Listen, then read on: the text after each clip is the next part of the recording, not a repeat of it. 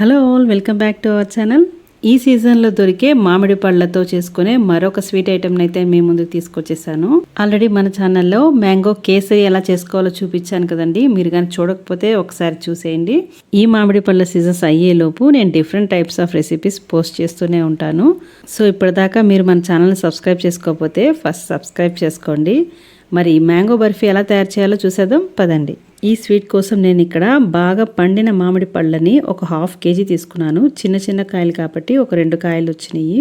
వాటికి పైన తొక్క తీసేసి ముక్కల్ని మిక్సీ జార్లో వేసుకొని స్మూత్ పేస్ట్ లాగా గ్రైండ్ చేసుకోవాలి. ఇలా గ్రైండ్ చేసుకున్న పేస్ట్లో 1 కప్పు మిల్క్ పౌడర్ వేసుకుంటున్నాను. ఈ మిల్క్ పౌడర్ని ఇలా మిక్సీ జార్లో వేసుకొని గ్రైండ్ చేసుకోవడం వల్ల మంచిగా కలిసిపోతుంది అనమాట. మిల్క్ పౌడర్ ఎక్కడ ఉండలు లేకుండా స్మూత్ పేస్ట్ లాగా అయిపోతుంది, చూసారా. ఇప్పుడు దీన్ని మనము ఏ ప్యాన్లో అయితే చేసుకోబోతున్నామో స్వీట్ అందులో డైరెక్ట్గా పోసేసుకుంటున్నాను. ఇక్కడ నేను నాన్ స్టిక్ ప్యాన్ వాడుతున్నాను దీనికోసము. నెక్స్ట్ స్టవ్ ఆన్ చేసుకొని ప్యాన్ స్టవ్ మీద పెట్టేసుకుందాము. స్టవ్ని లో ఫ్లేమ్లో ఉంచుకొని చేసుకోవాలి ఈ స్వీట్ని. నెక్స్ట్ ఇందులో 1 టేబుల్ స్పూన్ నెయ్యి వేసుకొని మొత్తం కలుపుకుంటున్నాను. నెయ్యి మొత్తం కలిసేలాగా బాగా కలుపుకోవాలి. ఒక 2 to 3 minutes ఇలా కంటిన్యూస్గా కలుపుకుంటూ ఉండాలి. తర్వాత 1/2 కప్పు పంచదార వేసుకుంటున్నాను. ఈ పంచదార మొత్తం కలిసేలాగా బాగా కలుపుకోవాలి. స్టవ్ని మీడియం ఫ్లేమ్లో పెట్టుకొని ఇలా కంటిన్యూస్గా కలుపుతూ ఉంటే కాసేపటికే పంచదార మొత్తం కరిగిపోతుంది. కాకపోతే అడుగు మాడిపోకుండా కంటిన్యూగా కలుపుతూ ఉండాలి. ఇందులో ఒక 1/2 స్పూను ఇలాచీ పౌడర్ కూడా యాడ్ చేసుకున్నాను. ఇలా కంటిన్యూస్గా కలుపుతూ ఉంటే కొంచెం కొంచెంగా మొత్తం దగ్గర పడి థిక్ కన్సిస్టెన్సీలో వస్తుందన్నమాట. సో ఎక్కడ మాడిపోకుండా కంటిన్యూస్గా అన్ని వైపులా కలుపుకుంటూ ఉండాలి ఈవెన్గా. ఇక్కడ చూస్తున్నారు కదా, మొత్తం కూడా దగ్గర పడిపోయింది మ్యాక్సిమము. ఇక్కడ నేను మరొక టేబుల్ స్పూన్ వరకు నెయ్యి వేసుకొని కలుపుకుంటున్నాను. ఈ విధంగా ప్యాన్ నుంచి సెపరేట్ అవుతూ మొత్తం కూడా దగ్గర పడాలన్నమాట. సో అప్పటి వరకు కూడా మనం ఇలా కంటిన్యూస్గా కలుపుతూ ఉండాలి.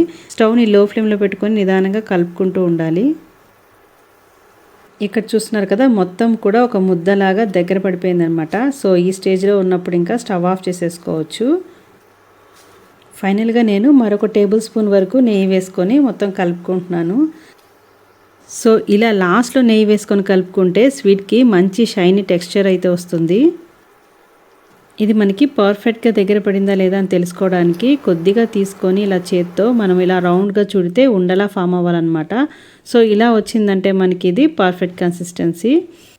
నెక్స్ట్ ఒక ట్రేలో నెయ్యి అప్లై చేసేసుకొని ఈ మ్యాంగో బర్ఫీ మొత్తం కూడా వేసేసి ఇలా ఫ్లాట్గా సర్దేసిన తర్వాత దీని మీద నచ్చిన డ్రై ఫ్రూట్స్తో గార్నిష్ చేసుకొని కొద్దిగా ఇలా ప్రెస్ చేసేసి ఒక 2 hours చల్లారేదాకా పక్కన పెట్టేసుకుందాము. ఒక 2 hours తర్వాత చూస్తున్నారు కదా, సైడ్స్ మొత్తం కూడా ఇలా కట్ చేసుకొని మనము డిమోల్డ్ చేసుకొని మీకు నచ్చిన షేప్స్లో కట్ చేసుకొని సర్వ్ చేసుకోవచ్చండి. అంతేనండి, క్విక్ అండ్ ఈజీగా సింపుల్గా మ్యాంగో బర్ఫీని అయితే ప్రిపేర్ చేసేసుకున్నాము. సో మ్యాంగో సీజన్స్ అయ్యేలోపు మీరు కూడా తప్పకుండా మన రెసిపీస్ ట్రై చేసి మీకు ఎలా వచ్చిందో నాకు కామెంట్ చేయండి.